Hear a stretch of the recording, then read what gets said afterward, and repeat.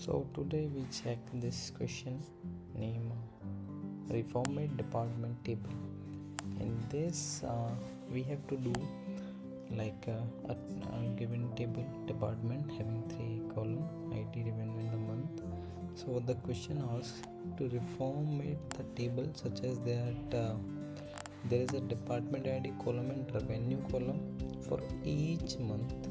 Return the result table in any order. So what they want, they provide us a 3 column ID revenue in month. So what the question is asking in this Reformat Department Table, the question gives us the table that store department revenue month by month, likewise Jan to this December, but the required output is different. We need one row per department. Each month should become a separate column. The value is each column should be the revenue for the month. Okay, and if the department has no revenue for the month, so we should show null. So basically the question is asking us to reformat or pivot the table from a row based format into a column based format. The problem in simple words like convert monthly row into monthly column.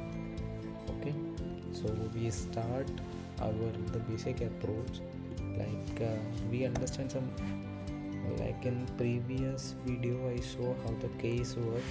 So in this video the same we use case. So case when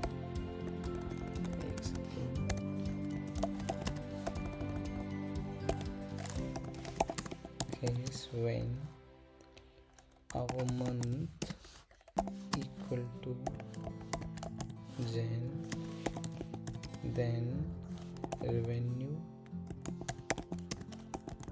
and as Jan revenue.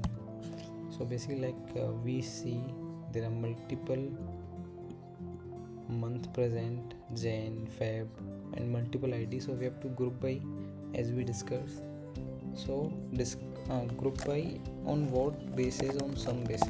Okay, we have to sum this, then only we get the correct output. Okay, so this is the complete solution, and as you see it's accepted and solved.